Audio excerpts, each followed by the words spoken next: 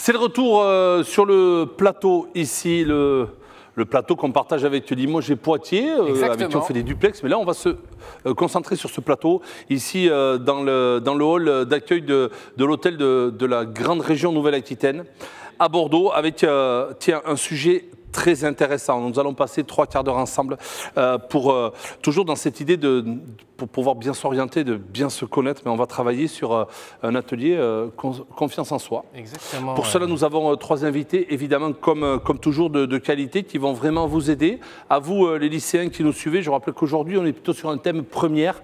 Hier, on était plutôt sur les secondes. Demain, on sera sur un thème plus général. Mais c'est vrai que là, on est déjà un petit peu, j'ai envie de dire, dans quelque chose d'assez important. Pour pouvoir s'orienter, il faut savoir un peu ce qu'on a envie de faire. Et pour savoir, il faut avoir un minimum de confiance en soi. Alors, la confiance en soi, certains l'ont naturellement, mais ça peut aussi se travailler. Et pour vous aider, nous avons ces intervenants. Donc, 3 quarts d'heure, on va parler de vous maintenant, qui nous suivez, notamment sur le YouTube. Complètement. Et je le rappelle tout de suite, le numéro de téléphone, parce que peut-être qu'il y aura des questions à poser. Je pense qu'on va partager beaucoup d'informations. La confiance en soi, c'est un vaste thème et on va aborder plein de choses. Mais tout de suite, voilà, il y a le numéro qui s'affiche à l'écran, le 05 57 57 73 73. Si vous avez des questions, appelez ce numéro. On les prendra entre 19h et 20h dans le téléphone sonne en fin de journée pour répondre à toutes vos questions. Et donc voilà, si vraiment vous en avez, allez-y, appelez et on les posera tout à l'heure. Eh bien, on va faire un petit tour de table. Bonjour Sandrine Boquet. Bonjour. Merci d'être avec nous. Est-ce que vous pouvez vous présenter? Alors, donc, je suis sophrologue et j'interviens auprès de l'association de sophrologie dynamique Bordeaux-Aquitaine, auprès d'établissements scolaires. J'ai également 4 groupes adultes et j'interviens surtout beaucoup auprès des ados, autour de la gestion du stress et de développement de la confiance en soi. Ouais, et on y reviendra justement parce que depuis hier, on a quelques personnes parfois un petit peu stressées. Oui. Et justement, l'objectif, c'est de leur dire tout va bien se passer. On a aussi Gwendoline de Lausanne qui est avec nous. Bonjour. Gwendoline. Pareil, est-ce que vous pouvez vous présenter? Oui, alors je suis conseillère conjugale et familiale en libéral. Et puis aussi, donc, je fais partie de l'association Couples et Familles. Et avec l'équipe, c'est une association qui est nationale, et donc il y a des antennes en Gironde. Et on intervient dans les collèges et les lycées auprès des jeunes, justement, sur la confiance en soi, sur le relationnel, sur l'affectif. Ok, et on reviendra là aussi sur tout ça. Et enfin, Virginie Perrault, bonjour. Bonjour. Pareil, est-ce que vous pouvez vous présenter aussi? Donc, moi, je représente l'association Teens Up. Donc, je suis présidente de cette association qu'on a montée il y a 3 ans à peu près. La mission de Teens Up, c'est de mettre en place des événements, des ressources pédagogiques pour les jeunes, pour les établissements scolaires, notamment les classes de 3e et de seconde, avec 2 missions, les inspirer et les aider à révéler leurs talents. Complètement. Et justement, je crois qu'avant de continuer cet échange, on va montrer une vidéo. C'était l'édition de l'année dernière qui avait lieu ici, avec 1500 personnes, c'est ça à peu près? 100 personnes, c'était notre première en présentiel, plus de 2000 jeunes qui étaient ici. Ouais. Effectivement, parfait. Alors on va regarder cette vidéo et on se retrouve juste après.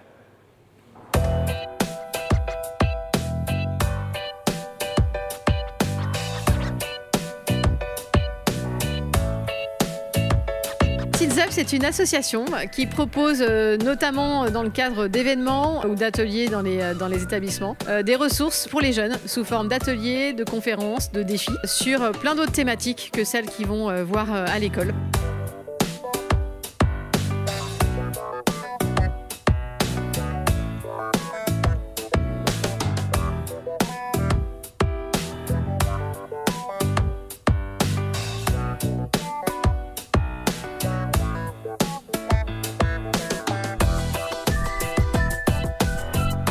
Il y a plein de stands qui parlent de plusieurs choses. C'est intéressant parce qu'ils présentent plusieurs choses en fait.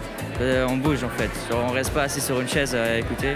C'est plus ludique qu'en cours. En cours c'est des leçons, etc. Là c'est des activités à faire et on apprend. Il y a plein de dispositifs et il faut un peu les trouver. Et ici on a l'opportunité d'encontrer beaucoup de jeunes.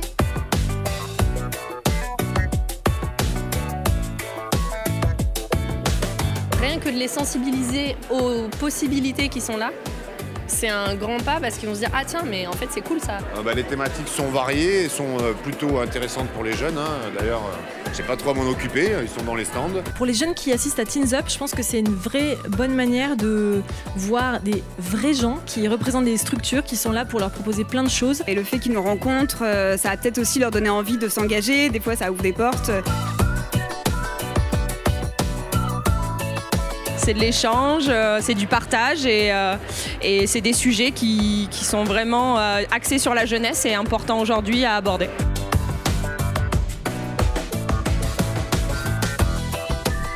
On a abordé des thèmes très variés qu'on n'aborde pas forcément en classe et c'est très enrichissant. Ça nous fait prendre une petite bouffée d'air frais, ça nous ouvre aussi des portes et ça nous fait connaître des choses qu'on ne connaissait pas avant. C'est des opportunités pour nous, pour notre futur. Franchement c'est hyper fun, les gens ils sont hyper gentils. C'était vraiment intéressant et j'ai appris de nouvelles choses et je pense que ça m'a permis de m'affirmer et de trouver ma voie. Je sais où je vais aller. Il y a beaucoup de jeunes super intéressés, très engagés, donc avec plein de questions et je trouve ça super.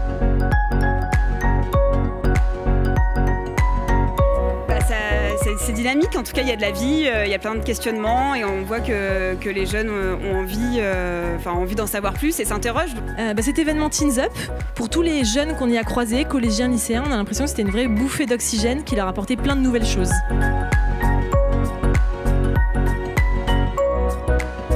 Nous tenons vraiment à remercier toutes les personnes qui nous ont soutenus depuis le début de l'association Teens Up. Là, on a reçu quand même 2200 jeunes et ça a été juste une énergie de dingue.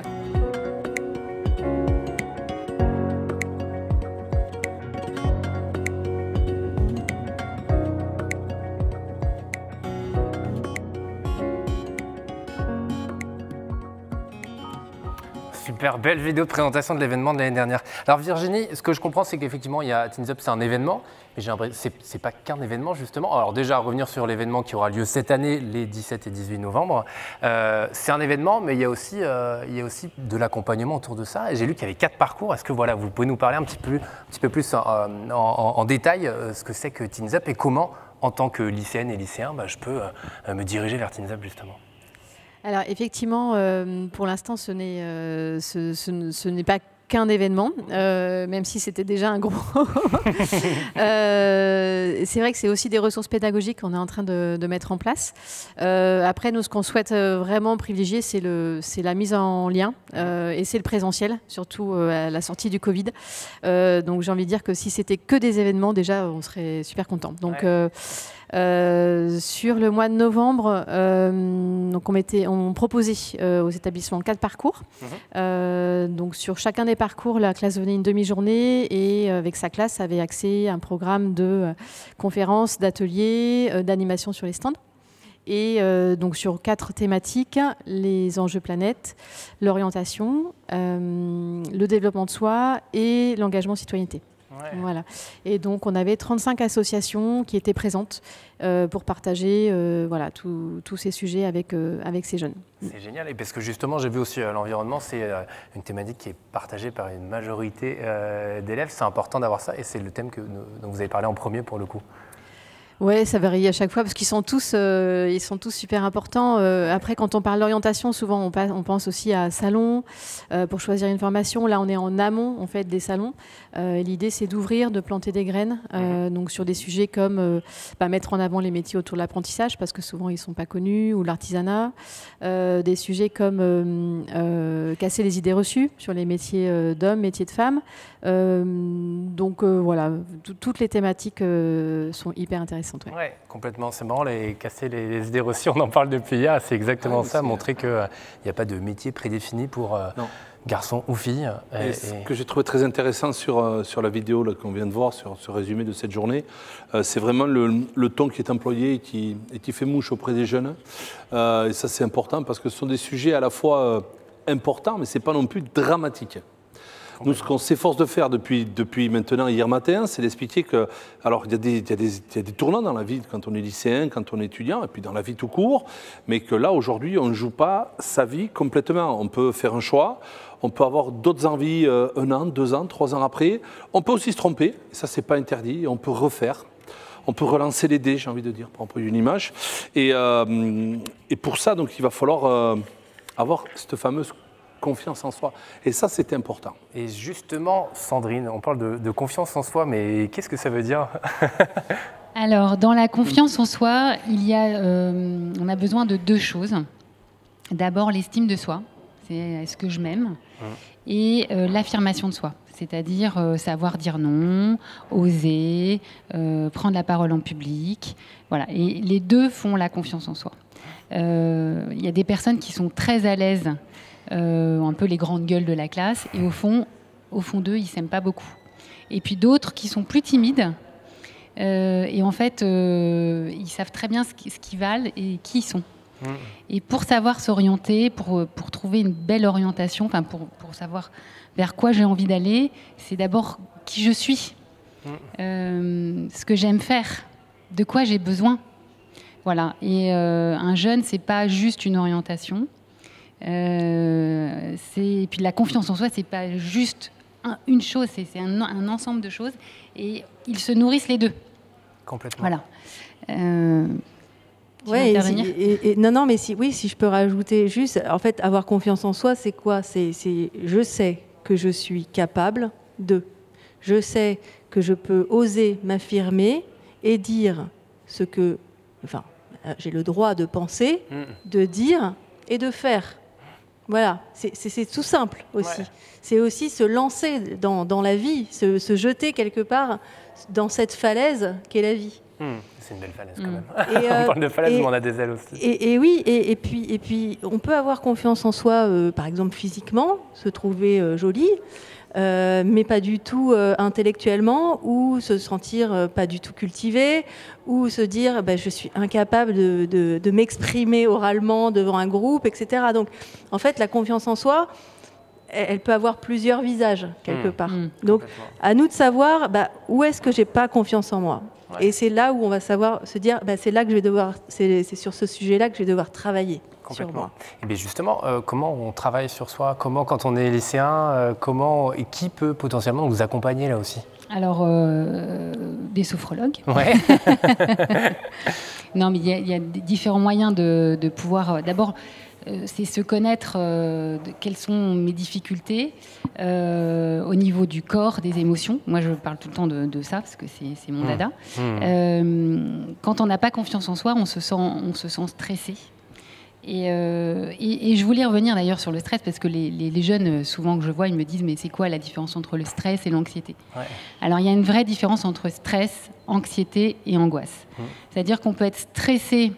J'ai un accident de voiture, je suis stressée. J'ai mon examen demain, je suis stressée. C'est sur un moment donné.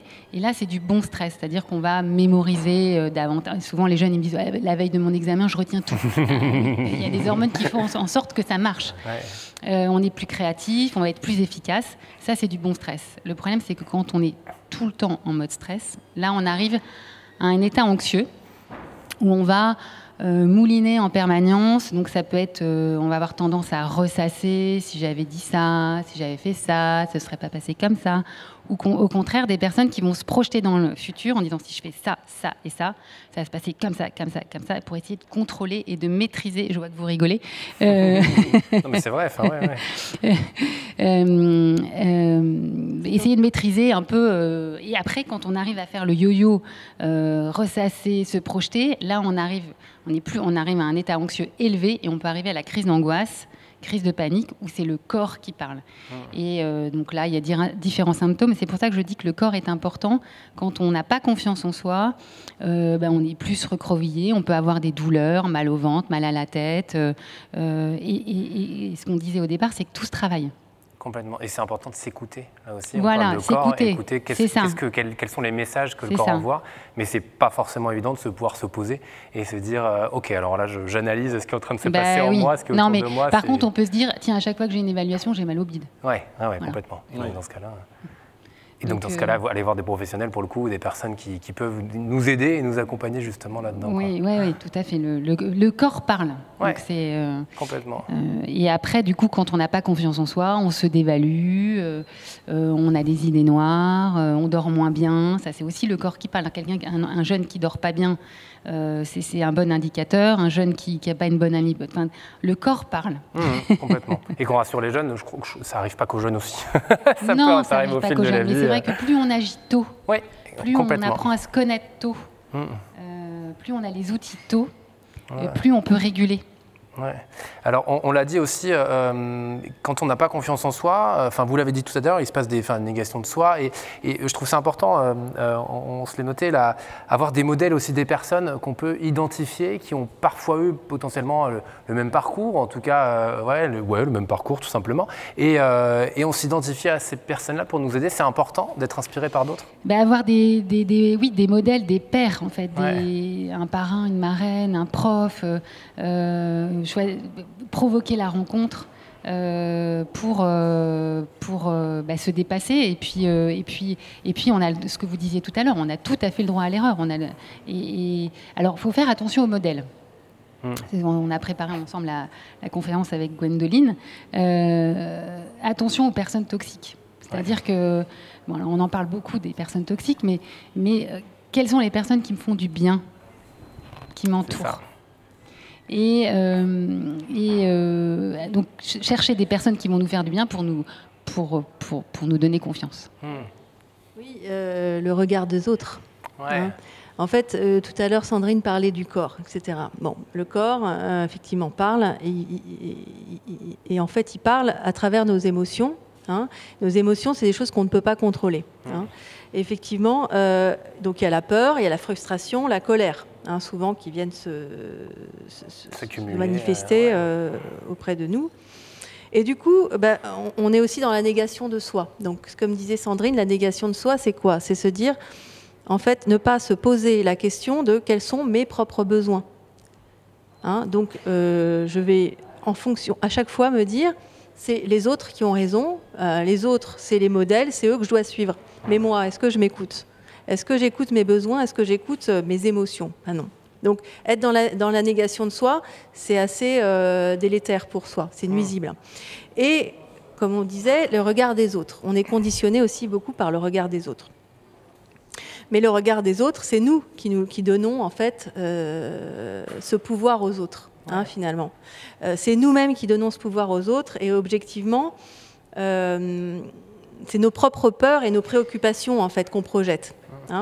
Donc, si on se sent mal dans un groupe et qu'on a un regard négatif auprès de nous, c'est juste que ça ne nous correspond pas. Et donc, groupe. On change de groupe. Voilà. Exactement. Et donc, on parlait donc effectivement on reviendra sur les émotions. L'ère des réseaux sociaux. On est aussi dans une ère où les réseaux sociaux sont extrêmement nous influencent énormément. Les youtubeurs, les influenceurs, etc. Les podcasteurs. Quand c'est dans le bon sens, je vends pas l'eau de mon bain. C'est très bien. Donc ça va.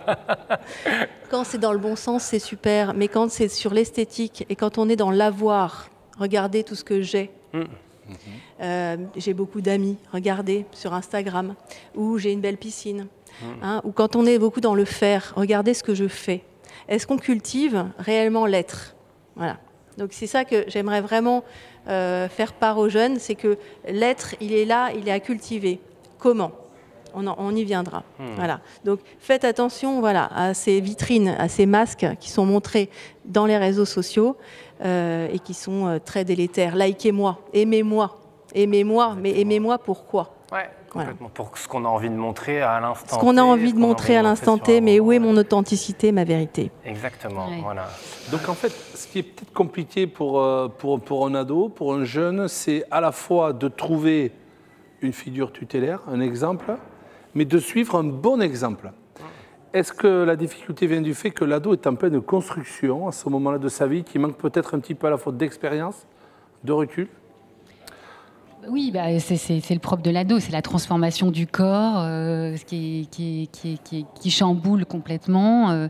En général, un ado s'aime pas, physiquement. Et du coup, souvent, trouver des personnes qui peuvent être ressources, c'est compliqué pour eux.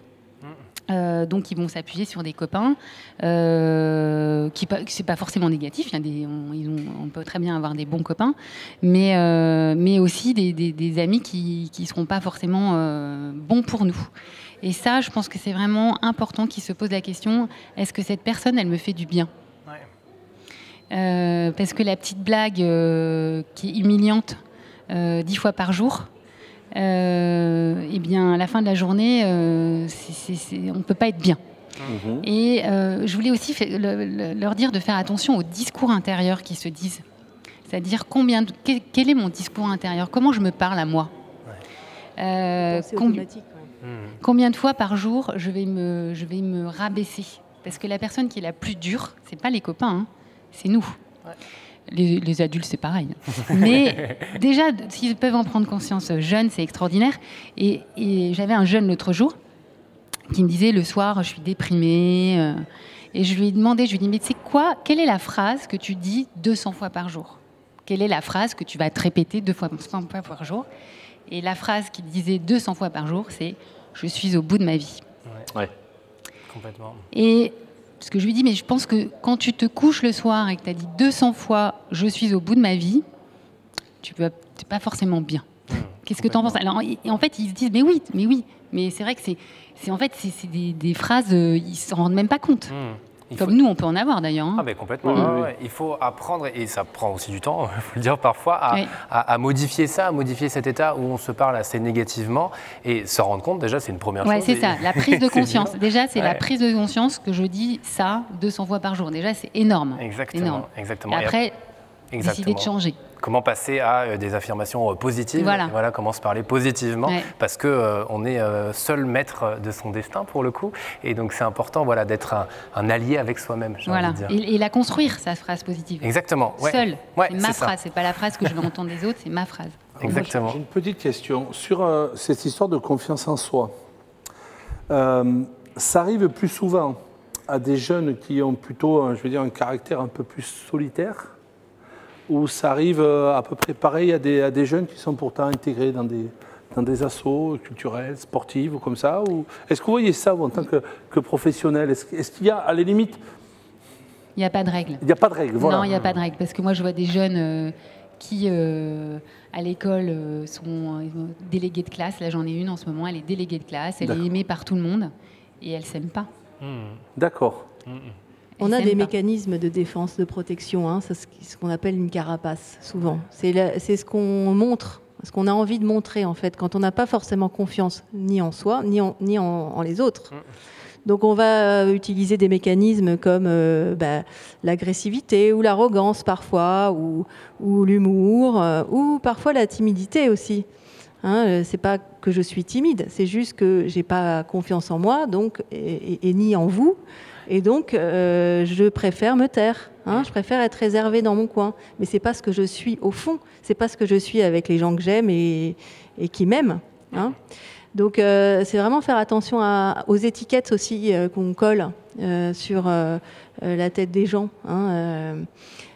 C'est assez parfois meurtrier, assassin. Ou alors, mon fils est paresseux. Il est paresseux. En fait, ça veut dire quoi, paresseux ? Peut-être que ça veut dire aussi que j'ai peur de l'échec. Donc, je ne vais pas faire. D'accord ? J'ai la flemme.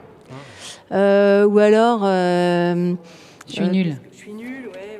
Ça, c'est les croyances limitantes. Ou je suis têtue. Je suis têtue. Je suis têtue, c'est peut-être parce que, en fait, personne ne m'a jamais écoutée.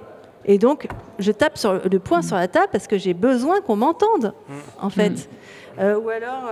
je suis timide, oui, c'est par exemple, c'est un mécanisme de défense. Complètement. Et justement, on parle de mécanisme de défense, mais Gwendoline, qu'est-ce qui fait qu'on peut s'auto-censurer ? Ça vient d'où ? Pourquoi Justement par ces étiquettes qu'on nous met, que nos parents nous mettent parfois. Ça fait partie de leur histoire aussi. Il faut savoir que sans décoller justement. et apprendre à se connaître. Alors, comment on fait?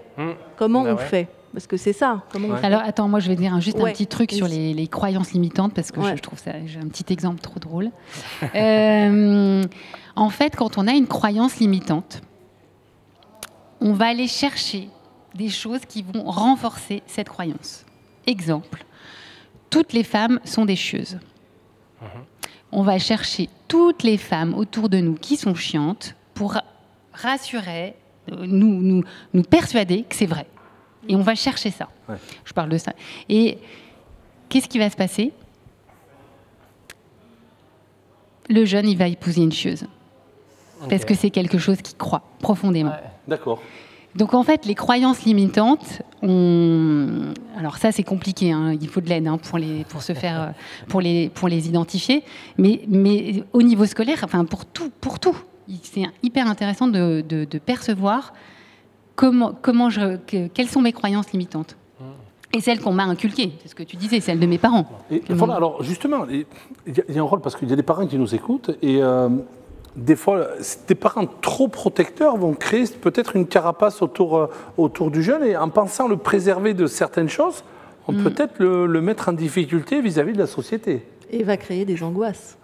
Pourquoi est-ce qu'on me protège comme ça? Pourquoi? Parce que le monde est si difficile, si dangereux, donc je vais avoir peur de l'affronter finalement. Et donc, en fait, mon papa ou ma maman ont tellement peur pour moi. Ça veut dire quoi? Quel est le message derrière? Ça veut dire, en fait, je ne te sais pas capable d'affronter. Alors, plutôt que d'avoir peur, finalement, pourquoi est-ce qu'on leur inculquerait pas, finalement, des outils pour traverser les épreuves? Puisque eux, en tant que parents, ils en ont traversé des épreuves. Tout le monde en traverse dans la vie. Donc, donnons-leur ces outils-là. Non, tu ne sors pas, ma fille, parce que j'ai peur que tu te fasses agresser dans la rue. Bon, jusqu'à quel âge, en fait? Autant, justement, lui donner les outils, qu'est-ce que tu vas faire si jamais il y a quelqu'un qui t'agresse dans la rue? Tu cries, tu fais le dindon, comme j'avais vu une émission TikTok, je trouvais ça génial. Le dindon, je trouve ça super. Comme ça les fait fuir. Hein, voilà. C'est leur donner des petits outils comme ça.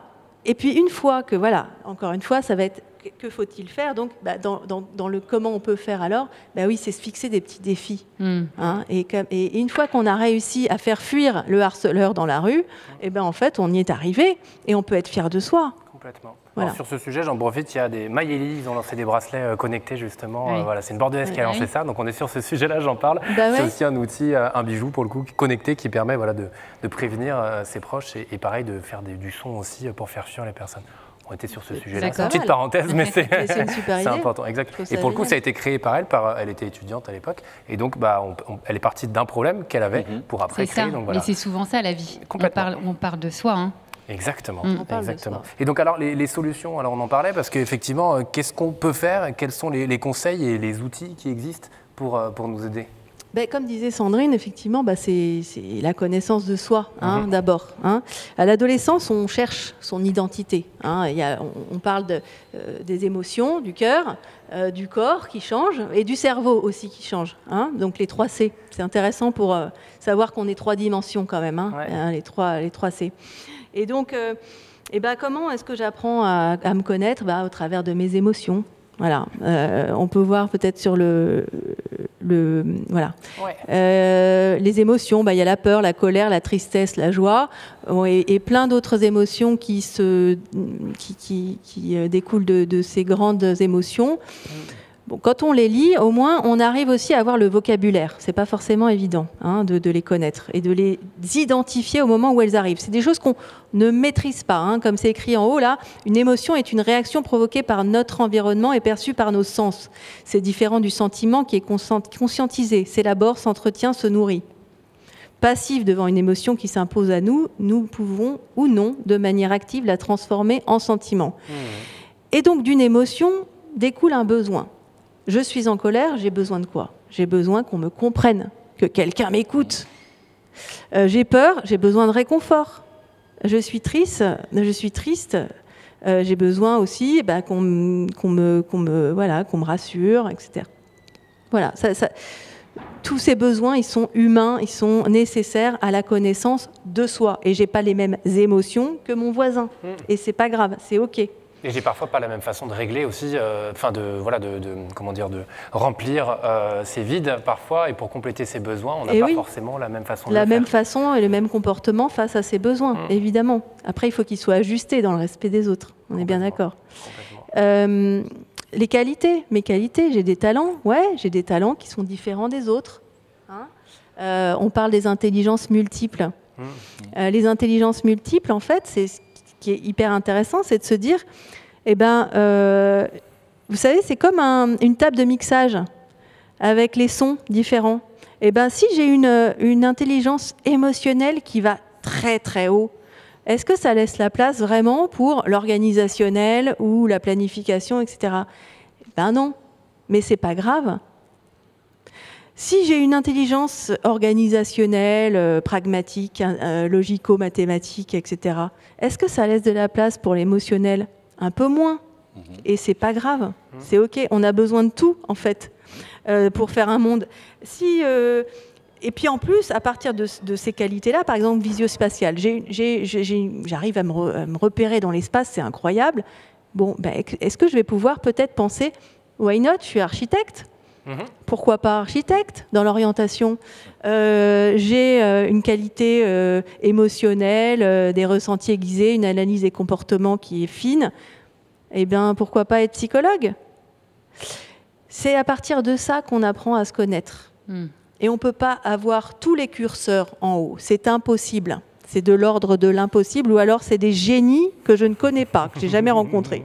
Ouais, non, mais et puis c'est vrai qu'on dit tout le temps, je suis hypersensible. Enfin, j'ai des jeunes qui me disent, je suis hypersensible. De toute façon, j'arriverai à rien parce que je suis trop sensible. Et moi, je leur dis, mais c'est génial. C'est génial d'être hypersensible. Du coup, tu captes tout, tu comprends tout, tu analyses tout par rapport aux autres. Maintenant, il faut juste apprendre de la distance par rapport à ça. Mais c'est une vraie force. Pour te protéger. En fait, de partir sur qui je suis, qu'est-ce que j'aime, c'est apprendre à se connaître, et apprendre à se connaître avec le champ des possibles, en fait. Et puis les défauts, on en a des défauts. Oui. Qui n'a pas de défauts? Ouais, par exemple, je suis étourdie. Je suis étourdie. Bon, c'est pas, en fait, c'est pas très grave. J'arrive à me dépatouiller quand même, et à vivre correctement. Et puis, j'ai toute la vie pour m'améliorer. En fait, il y a des techniques, les TCC, etc., pour m'apprendre à un peu mieux m'organiser.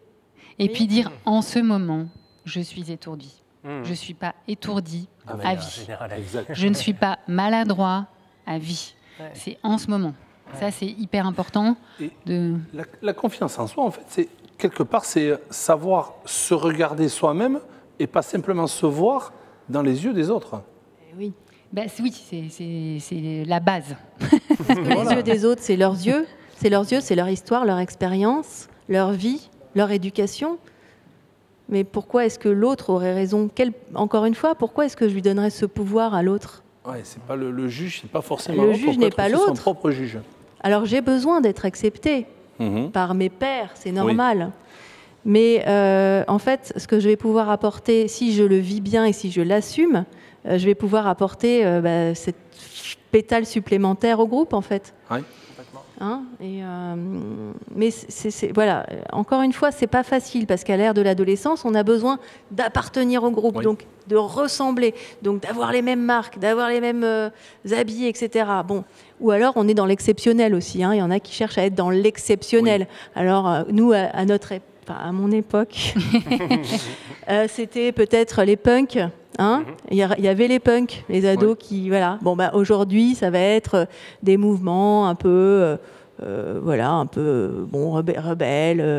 gothiques, ou même dans les mouvements LGBT, etc. Voilà, il y en a certains qui sont plus, militants, et affirmés. Ouais. Okay. Complètement. Et on en a parlé un petit peu, mais j'ai parlé d'affirmation positive tout à l'heure. Ça veut dire quoi aussi, positiver? Positiver, alors il y a beaucoup de choses dans positiver en fait. Il y a des jeunes qui, même nous, on va dire, je vois le verre à moitié plein, d'autres qui vont voir le verre à moitié vide. Déjà, on peut changer. Ça, c'est un fait. Dans ceux qui ont tendance à voir le verre à moitié vide, il y a plein de techniques pour positiver. Poser une intention, se poser une intention le matin. Aujourd'hui, je vais me marrer. Et peut-être observer. Et quand on pose une intention, déjà, on va chercher et on va provoquer. On ne finira pas sa journée de la même façon quand on pose une intention. Positiver, c'est aussi utiliser des outils, se faire plaisir. Des outils, donc ça va être la sophrologie, tout ce qui est... Non, mais il n'y a pas que la sophrologie, la méditation. La sophrologie, c'est génial. Pourquoi ? Parce que en fait, ça aide à muscler ce cerveau. En fait, le cerveau, c'est un muscle. Donc, il faut lui apprendre. C'est nous, le gouvernail, qui décidons. On décide de lui apprendre à voir les choses de façon positive. Les pensées automatiques qui sont négatives, on va se dire, en fait, il y en a d'autres, des pensées qui sont beaucoup plus positives. Et à force de le faire, et ça, souvent dans la sophrologie ou la méditation, on le ressent vraiment, mais au bout d'un moment. C'est comme quand on fait du sport.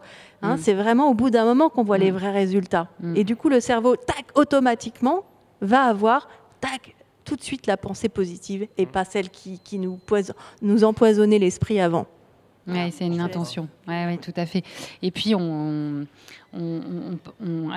ça ne veut pas dire qu'on va se modifier complètement. C'est-à-dire qu'on va pas changer. Mais on va apprendre à réguler. C'est-à-dire que moi, si j'ai fait de la sophro, c'est pas pour rien. Je suis quelqu'un d'hyper dynamique, un peu excité. Je sais, quand j'arrive à 10, d'abord, j'arrive rarement à 10, mais je sais revenir à 4-5. C'est-à-dire qu'on ne change pas, mais on régule. Et développer le positif, c'est pareil. Là, pour le coup, on peut vraiment se modifier. Ouais. Et ça me fait penser aussi, faut être, j'ai envie de dire, gentil avec soi-même, hein, parce que parfois on a ces bienveillant, voilà, c'est le terme est beaucoup mieux, parce que parfois on peut avoir ces pensées négatives, se dire, ok, elle est là, elle existe, elle est venue, je l'accepte, je sais qu'elle est là, et voilà, bonjour, voilà. Et en fait je vais te transformer pour en faire, la transformer en pensée positive, comme on a pu le dire. C'est ça, et se concentrer, c'est ce que tu disais, sur ce qui va bien, parce qu'il n'y a pas que du négatif. Alors c'est pareil, c'est une façon d'être qui demande une modification, une prise de conscience et une modification. Et ça va plus vite à l'adolescence que quand on a 40 ans et qu'on a déjà fonctionné comme ça pendant des années, c'est plus compliqué. Avec des habitudes. Pour revenir sur les adolescents, c'est vrai que dans le monde scolaire, ils sont tout le temps notés, tout le temps évalués, quotidiennement. Nous moins maintenant qu'on est adulte, ce qui n'est pas plus mal. Et je comprends aussi que quelque part, pour avoir une certaine confiance en soi, il faut être capable d'accepter un échec, de pouvoir le comprendre, l'analyser, pouvoir passer au-dessus, éventuellement refaire pour réussir, ou comprendre que ce n'est pas fait pour soi. Oui. Et c'est l'exemple de tout à l'heure, c'est ces fameux curseurs où certains sont plus d'un côté, d'autres plus de l'autre. Et être parfait et bon en tout, certains y arrivent, tant mieux pour eux. Et puis pour d'autres, une seule qualité peut leur faire toute leur vie.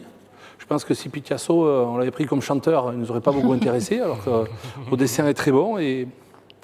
Ou un petit peu comme, si on juge la capacité d'un poisson à monter à l'arbre, on va le trouver même qu'un singe, par exemple. Pourquoi je ne tenterais pas ? Pourquoi je tenterais Après pas tout, oui. Pourquoi je ne sauterais pas dans la falaise ? Allons-y, puisque les autres ne sont pas plus intelligents que moi. Pourquoi ? Les grands entrepreneurs, ceux qui ont réussi, c'est des gens qui ont osé. Et puis l'échec, ça fait grandir. Enfin, c'est pas grave de se planter, au contraire. Regardons tout ce que j'ai appris. Tout ce qui m'a aidé et comment je me suis dépassée. Ouais. Donc c'est une vraie force. Dans le monde du sport, on dit souvent que les plus grandes victoires, elles naissent de désillusions profondes. Après un échec sur lequel on s'est beaucoup préparé, mais sur la compétition d'après, on apprend à gagner en perdant. En gagnant tous les jours, c'est pas très facile justement d'apprendre parce qu'on ne sait plus pourquoi trop on gagne. Je reprends aussi cette image de la falaise et on dit souvent dans l'entrepreneuriat pour le coup que parfois on saute de la falaise et on construit notre avion pendant la chute. C'est l'idée, on se lance, on y va et on est un peu en train de galérer, on se dit mince et en fait on apprend à construire l'avion pendant la chute et je trouve l'image assez belle. Oser. Je reprends l'exemple de l'entrepreneuriat. On dit aussi souvent qu'une entreprise, en fait, il y a déjà eu 2 entreprises qui ont été montées monté avant, effectivement, qui n'ont pas fonctionné. Et souvent, c'est la troisième qui fonctionne. Et on prend alors plein d'exemples d'entrepreneurs, de sportifs, etc. Il y en a rarement qui n'ont pas eu d'échec pour arriver là où ils en sont. Enfin, je ne connais pas, je crois.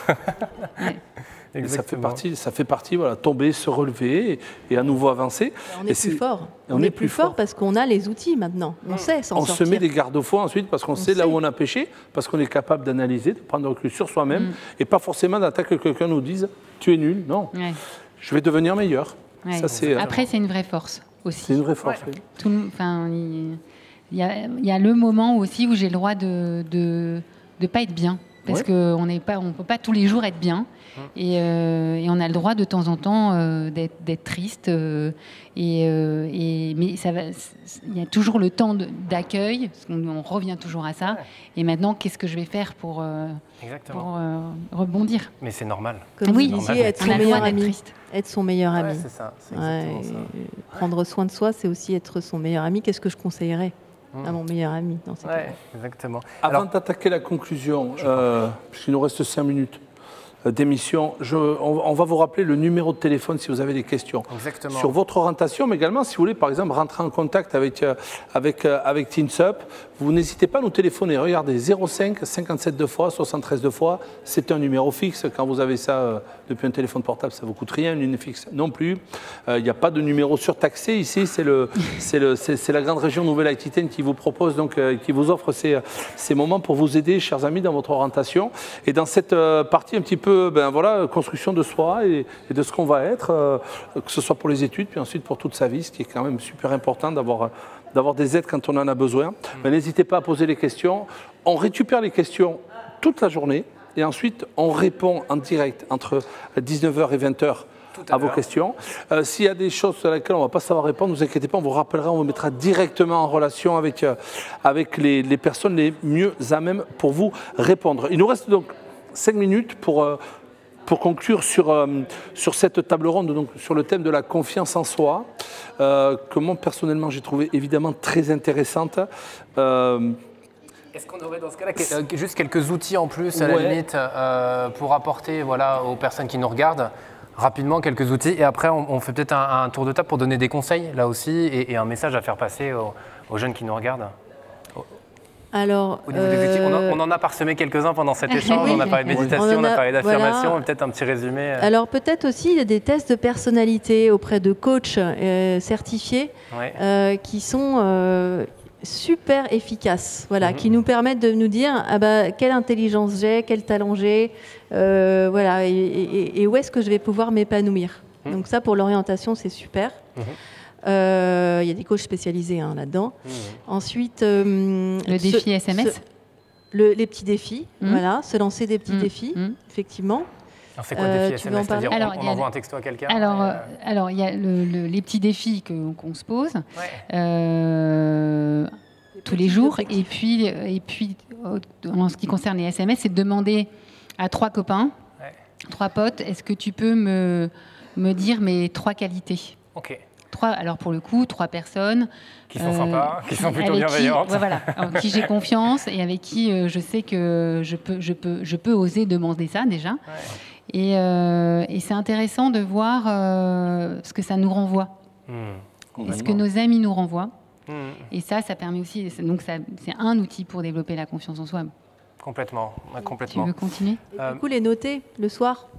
Ça, c'est simple. C'est bien aussi d'avoir un petit carnet le soir en se disant quelles sont, 1, mes réussites, et 2, quel compliment j'ai eu aujourd'hui. Parce que ça nourrit un petit peu, ça remplit un peu notre sécurité interne. Et c'est important, et même, alors beaucoup, moi je le fais à titre personnel, le soir quand je rentre chez moi, j'ai mon petit calepin, et les bons moments, quel moment je me suis senti bien, en fait, c'est important aussi, comme ça nous permet, et puis pour là, ceux qui sont en train de se construire, ça permet de savoir où est-ce qu'on a été bien. Se féliciter. Exactement, se dire bravo.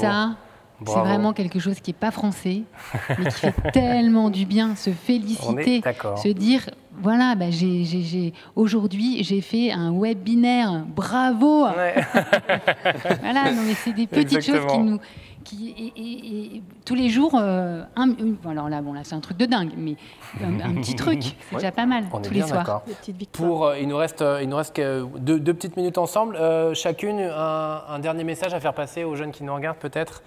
Sandrine, on vous laisse commencer. Alors moi j'aime beaucoup cette phrase. Ils ne croyaient pas que c'était impossible, alors ils l'ont fait.